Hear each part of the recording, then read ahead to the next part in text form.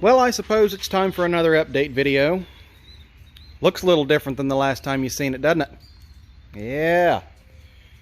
Got some new pretty green paint on some parts and some pretty high heat black, and oh yeah, the heads on it. And yeah, we've made some headway on it.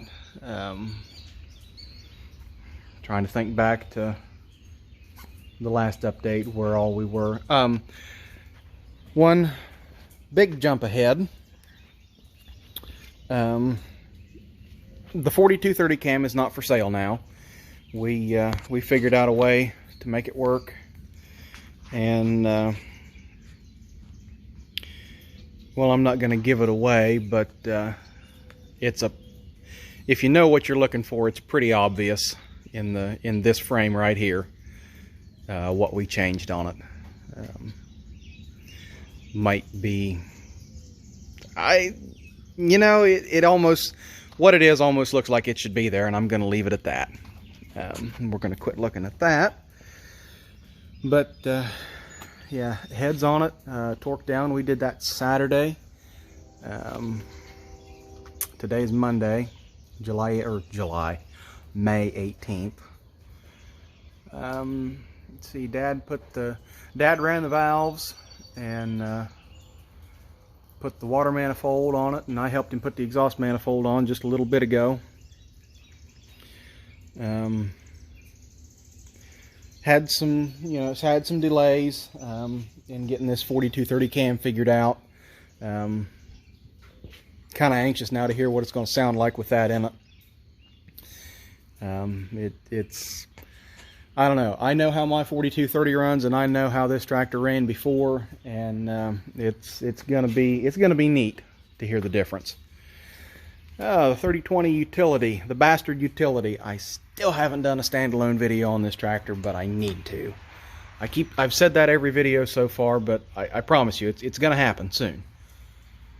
Dad's got the steering valve out of it, and it's in, he says 87 pieces over there on the bench, which probably pretty close. There was 87 pieces come in the rebuild and reseal kit for it, so at least that many. We'll just give a quick shot out over the back of the pole barn here. There's well, not a new face, there's a new ass up there in that barn.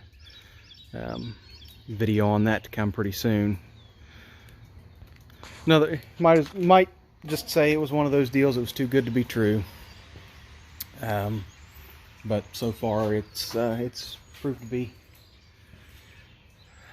be solid investment so far. Let's see, that Dad got the seat off of it, and him and Peg been working on getting all that cleaned up, rebuilding the mechanism. All this tractor is going to be, it's going to be totally different. It's going to be completely and totally different from what we all remember, and I'm excited. I'm really getting antsy to hear it run.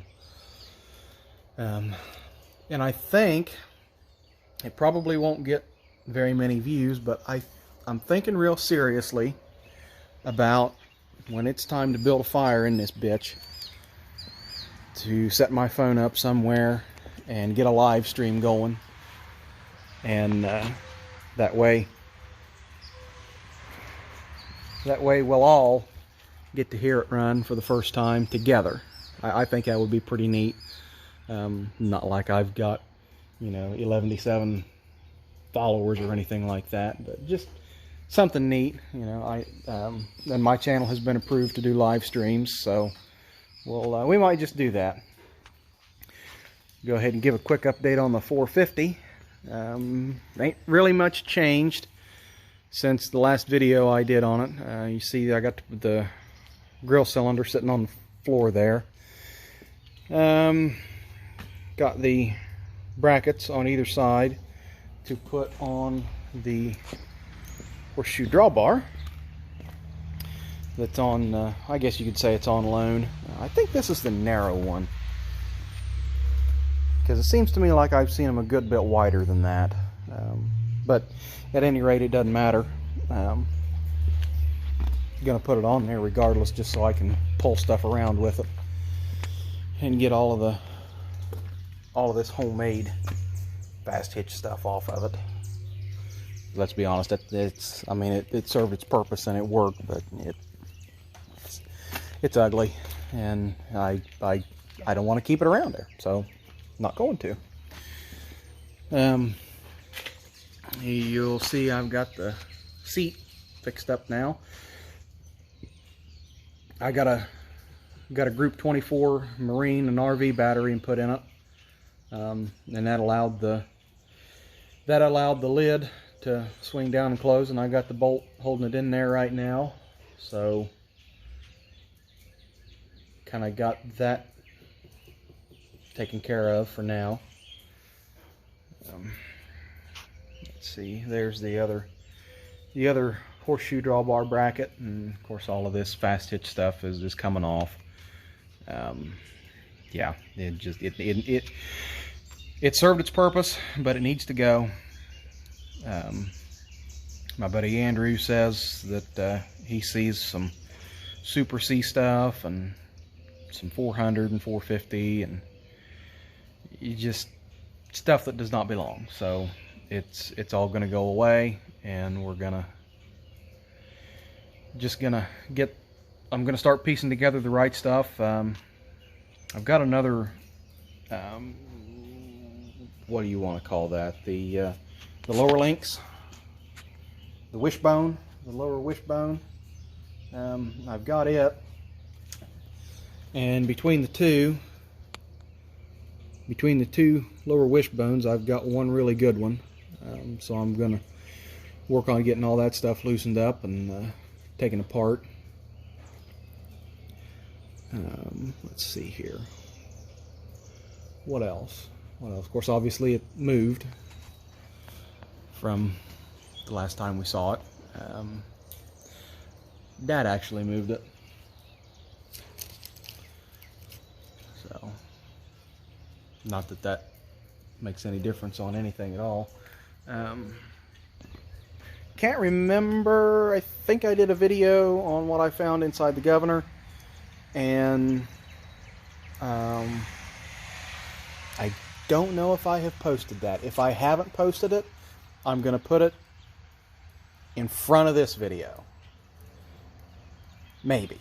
Or I might just upload it separately. I don't know yet. It's just a short little, I don't know, 4 or 5 minute video on that. We'll see. Another thing I kind of noticed about this tractor that's kind of unique. I don't know my Farmall front ends that well at all, but this has got 6 bolt hubs and steel wheels on it, whereas a lot of Farmalls I've seen have got the cast centers with the web, or whatever you want to say, and the rim separately. Of course, the fact that this has spin outs on the rear,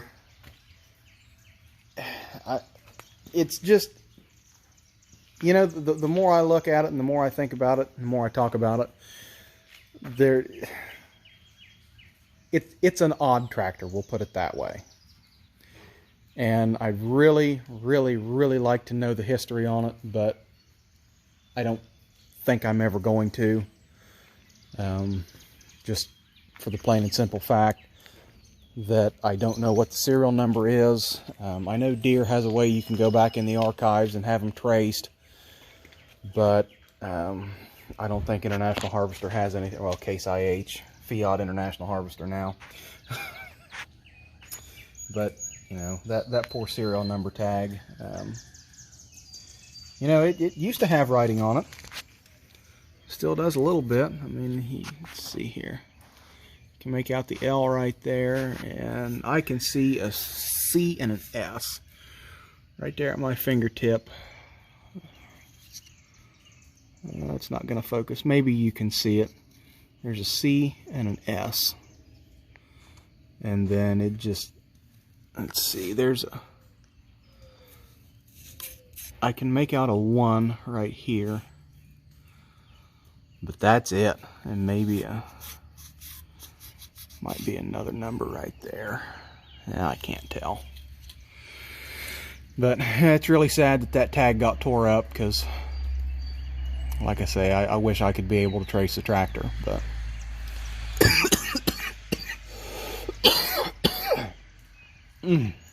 excuse me. Yeah, I wish I could trace the tractor, but I'm not going to. I'm not going to be able to. Near as we could figure from the tank, it's a 56 or 57. Why aren't you focusing? Anyhow, right here, year built 1956.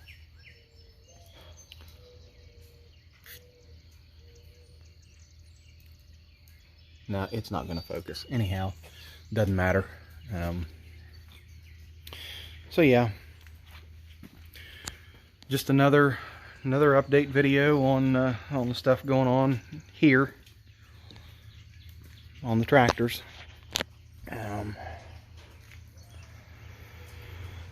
Yeah, that's pretty well all I've got on this one. We've been working some ground. We had actually before it started raining today, Dad had the 4520 out and was doing some discing and some chisel plowing with it.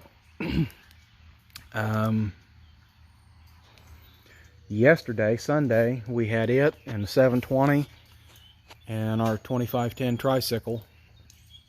We had them at work in Syracuse. There's a 1.25 acre patch. They're pretty well right in town. It's behind Carlton School. That we've been working. Let's see, we've done hay on it for 10 or 12 years now, maybe more than that even. And it got problem or some Johnson grass problems in it, and the fellow that owned it told us that he wanted us to plant some Roundup corn in it and kill off the Johnson grass. So we did that for a couple years, or I think 2 years in a row. And then we didn't get anything done with it last year, and it sat and kind of naturally reseeded a little bit, but wasn't a lot of real good stuff in it. So we yesterday, Sunday 17th, we had that tractor on the disc. We had the 720 on the 4 bottom full mounts, which it's not here, it's in Rose Valley. Had the 720 on the 414 full mounts and the 2510 on the drill. And we plowed, disked, and drilled that field yesterday. And then I took that tractor up on top of the hill to another place. It's about 3.5 or 4 acres, and cut up some ground there with the disc. I'm going to leave it lay open and kind of let the rain and the weather beat it in for a week or two. And then I'd really like to set up some contour lines on it when we go to planting, just because I think that ground would really do well with contours on it.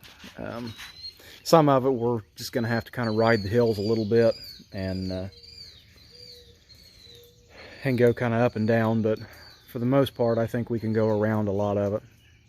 But that's a video for another day, maybe. I don't know. I don't ever think to do much field work videos. But anyhow, kind of going back to the 4020 here, we're making progress, and I don't think it'll be too terribly long, and we'll be making smoke. And like I said, I'm kind of wanting to do a live stream on that, and I'll probably make up a Facebook post and some other stuff when I know we're going to try and get the fire built in it. So you'll get to see it firsthand with the rest of us, and might get to hear a few working words, and if there's any problems, well, you'll be the first to see them right along with us, and just kind of show the reality of firing an engine after an overhaul. I mean, It's not always perfect. We do run into problems from time to time. But anyhow, I've once again babbled for 15 minutes. And I think it's probably time for me to shut up and let you guys get back to whatever it was you were doing before. And I'll try and leave you with a shot of the stuff going on here in the building. So, alright, thanks for watching, and tune in next time. What was that song? It was a skit in a Brad Paisley album, Little Jimmy Dickens. Tune in next time for the adventures of the Kung Pao Buckaroo Buffet. See you guys, thanks. Alright, here's a quick 450 update. It's Saturday, May 9th. Colder than hell for May. I think it's in the high 40s right now. But this is what I was talking about the other night on the Governor. You can see where looks like the hook broke off the end of the spring, and they just kind of threaded it through and made it work. So that's step number one in getting this thing fixed up and running real smooth. Doesn't run bad, it just, I know it can be a little smoother. I guess I'm kind of picky, but yeah, that's the first thing I need. Now the question is, the big question, do I get the $10 or $11 factory spring, or do I spend 40 bucks on the puller spring from Denny's Carb Shop? Decisions. I think probably for now I'm just going to end up going with the stock one, but the temptation's always going to be there to get the hot spring. Sickness, I guess. But anyhow, that's all I've got for right now. Probably one of my shortest ever videos. Thanks.